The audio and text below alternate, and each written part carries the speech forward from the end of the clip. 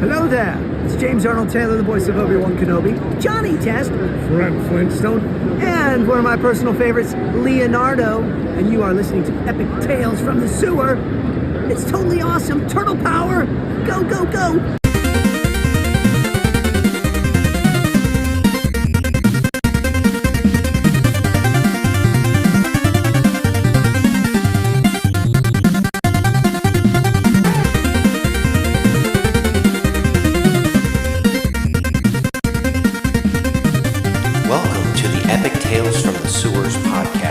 Strap into the party wagon and hold on to your pizza.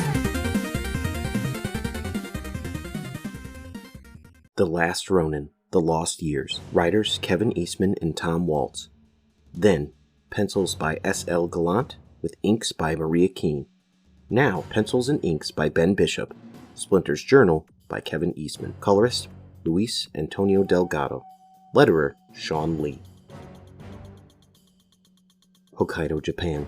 Then, "Get up, foolish child," we see on the ground. Looks like Michelangelo is being beaten by 5 gang members. They just revel in the violence as they're beating him over the shell with sticks. New York City. Now, "Get up! I think Odin's sick, Sensei. My tummy hurts, so hungry." "Ugh, kids.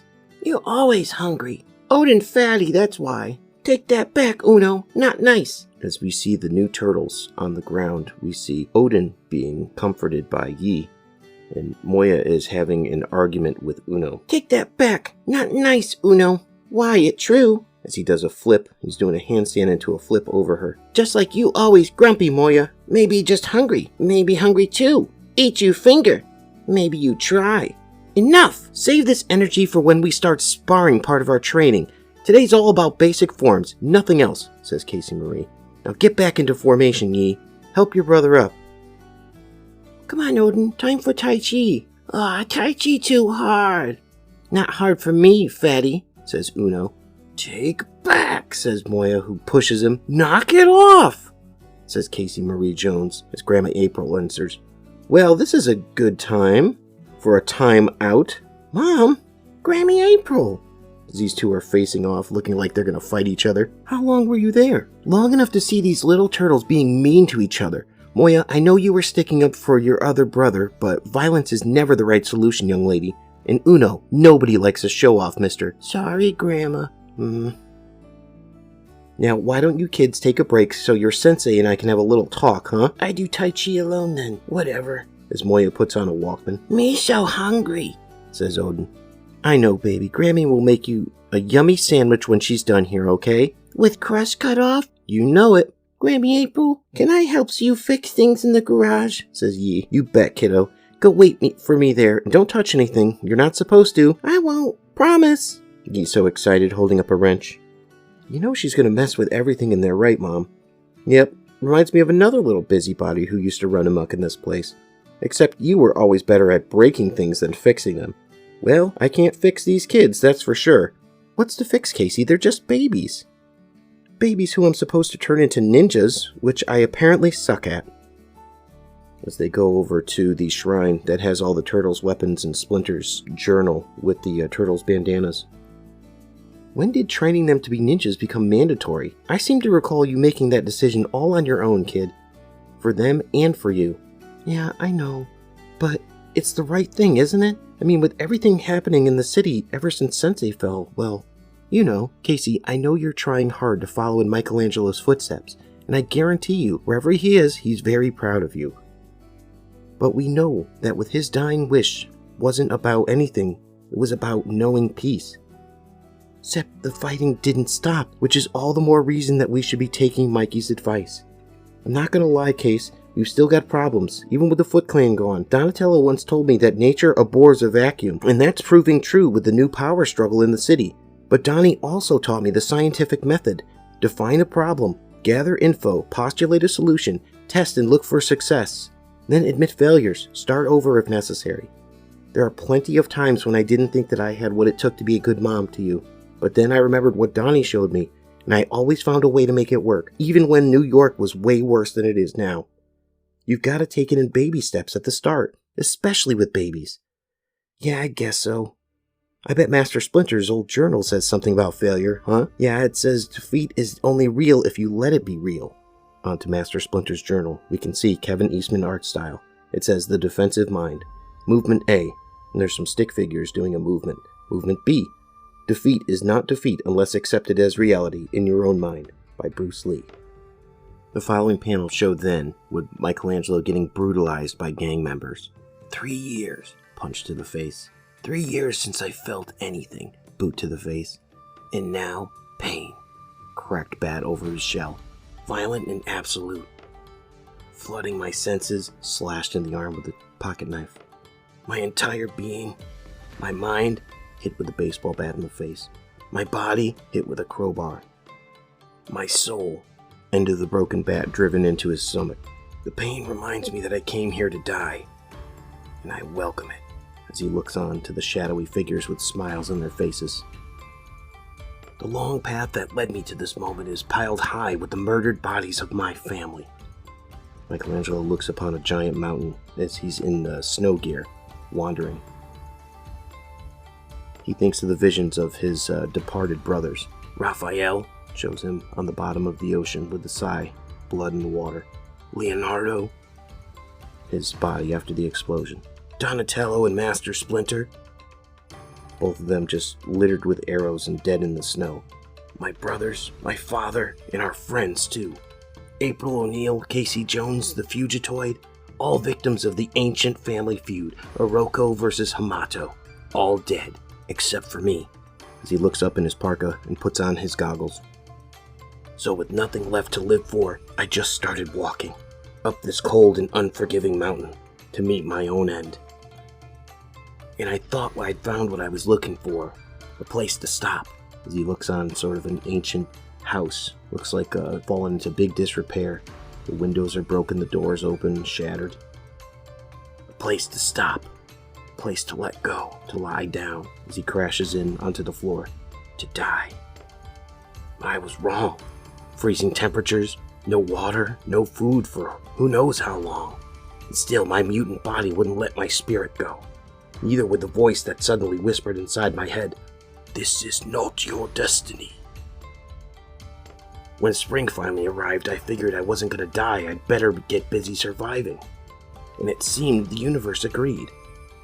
The lost and lonely place I'd chosen to fall began to lift me up, providing me with the sustenance I needed to live, and the solitude necessary for me to search deep inside myself for answers, any answers.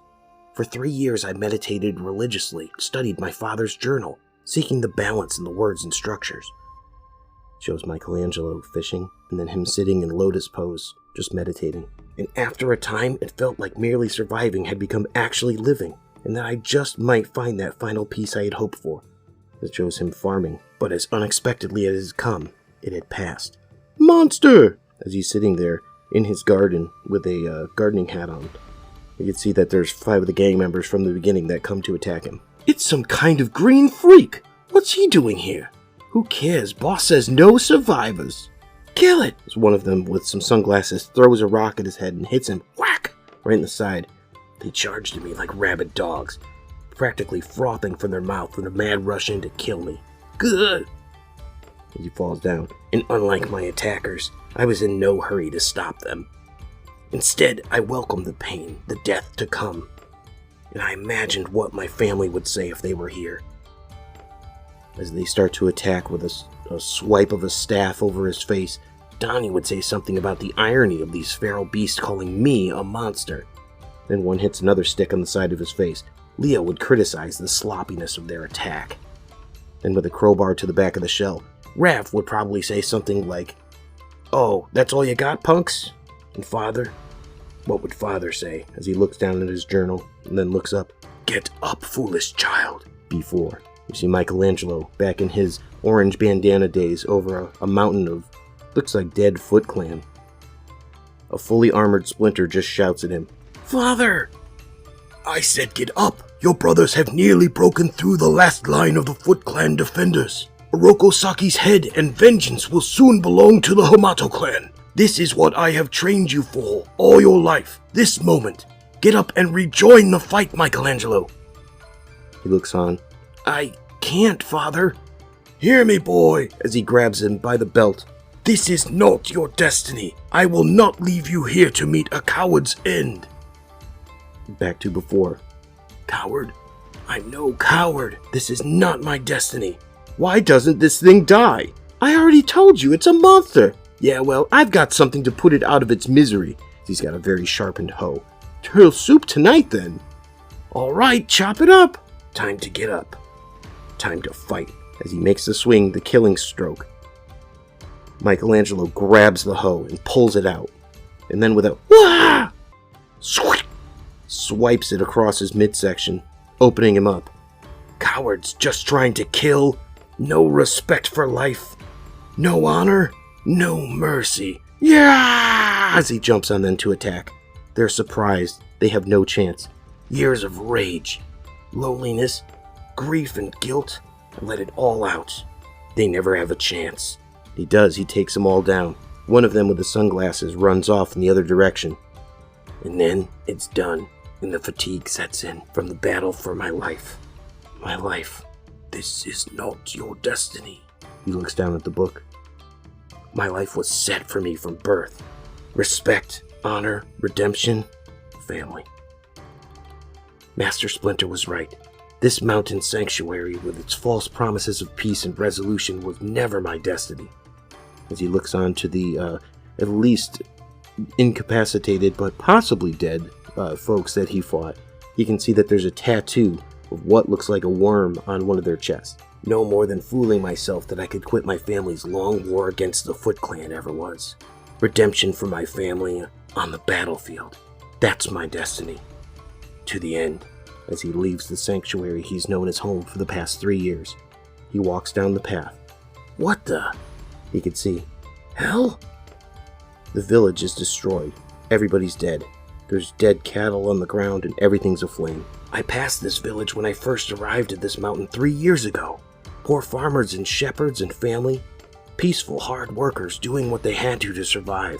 The village seemed almost ancient when I first saw it. Like a place lost to time. A sacred place. Who would do something like this? As he looks on, he can see a child dead on the ground, still on fire. There it is! That's the monster that attacked us in the hills! A whole group of gun-toting gang members looks on as the sunglass guy gets patched up inside a truck. Attacked you? Just like on the mountain, my rage overtakes me, and I strike out without thinking. He's got Rafsai and Leo's sword, and he's just attacking, slashing at them. There's this one woman with a large black afro and some sunglasses, and she kind of steps back as he's attacking her. But this is something different. I'm mad, yeah, really mad, but at the same time, there's a calmness to my anger. Fist, blades, bullets, I see every threat they throw clearly as the battle moving in slow motion. I can even tell that they all have the same tattoos, the ones I fought before. But these guys are bigger, stronger, better armed, better trained. And after 3 years of only meditating, reading, and gardening, I'm nowhere close to being in fighting shape. My lungs burn, my muscles ache, my heart races, and I wonder if 2 battles in one day might just be too much for me to handle. And then I remember the dead villagers, innocent victims of these thugs. He smacks one with his nunchucks this time. These cowards. Then I find a second wind that I need to end their pathetic existence. Back to the sunglass. Please don't hurt me. Don't. There. Now I attacked you, as he stabs him with a sword. You should go now, warrior, before he returns. Whoa. Whoa, sir. I've got you. As the man, one of the villagers, comes out, he falls down in the doorway. Go now. Save yourself. He will return when his soldiers do not join him. Who? Who will return? Ogoro Kokohori, Deathworm. He is all things evil. Thief, rapist, murderer, feared by the police, military, all. Not all. Not me. After what he did to your village, there's no way No, this village is lost. Nothing left to fight for. Leave now while you can. You will not survive if you dare face Deathworm's army. Alone. With that, he dies. Father, I'm sorry. Michelangelo, you? As he looks on, Mikey is just absolutely sullen in his face. I just can't do this anymore. My son, you are not doing this. We are your brothers, you, me. We fight this war together, always. Michelangelo sits there alone. So what's it gonna be, Chucklehead? You just gonna sit there crying like a baby, or you're gonna do what the old man told you and get moving? Mikey looks over to see 3 spectral appearances of Donatello, Leonardo, and Raphael. To be continued.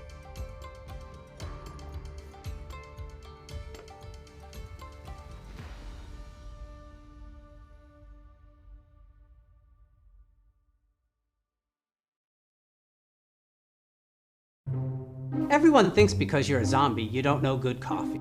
Well, they're wrong. We have very active lifestyles. It's not all wandering the countryside aimlessly or scaring passing motorists. And we all love a good cup of joe. And there's only one brew that gets my seal of approval. Deadly Grounds coffee is my guilty pleasure. Bold, robust, delicious. It's coffee that can wake the dead. With over a dozen different roasts and flavors, Deadly Grounds can satisfy the most finicky of coffee addicts. The aroma is so intoxicating. It brings all of my neighbors out of the woodwork. Deadly Grounds coffee. Coffee to die for and zombie approved. It's good to get a little deadly.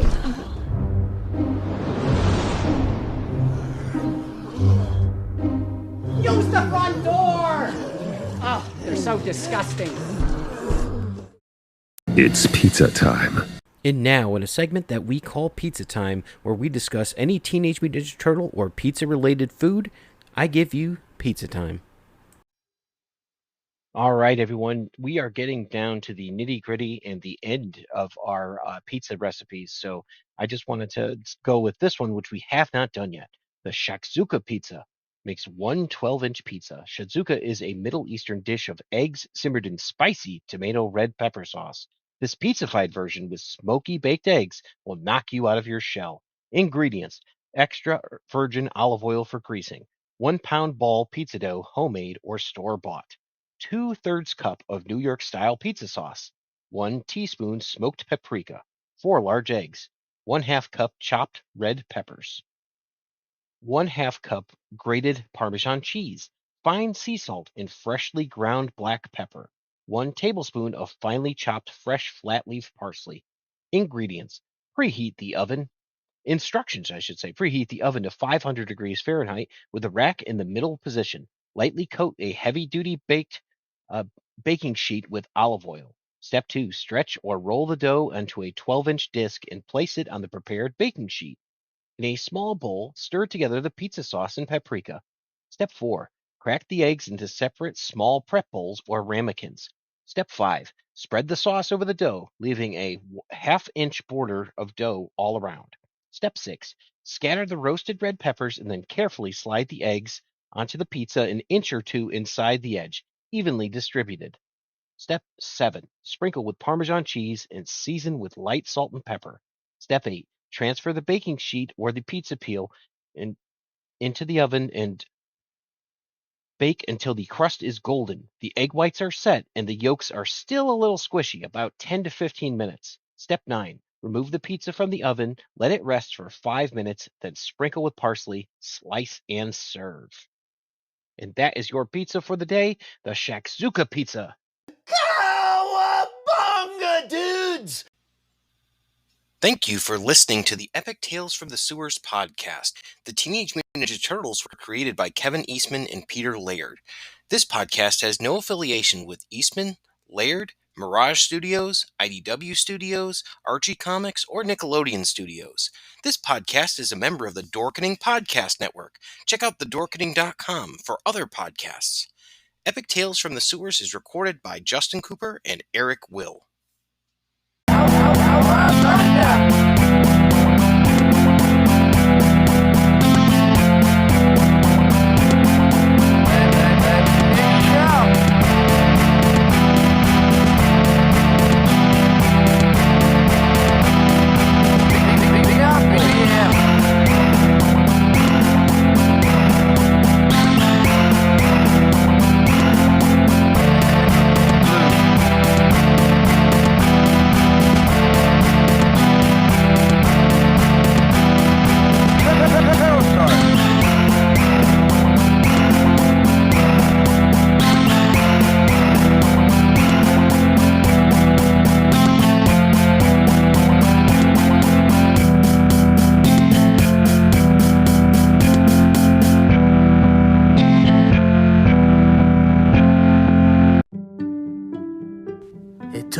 10 years to make the perfect man cave. And then we took it over. And we made it into the multiversal chamber. Then I started my own podcast. And we took that over too. And we're the co-hosts, the Multiverse Kids. Yeah, and I'm the dad, the geeky dad. And every week, we what? We review the movies, shows, and books, games, and toys. Yeah, and sometimes we even have a special guest. So, join us every week on the Geeky Dad Podcast. Hello, intrepid listeners. This is the Generation Playlist Podcast, a podcast about music where we are your guides through a particular group or artist. We talk about the music, and then we make a customized playlist to share with you, our listeners. And you can check us out wherever you listen to podcasts and find our playlists on Spotify.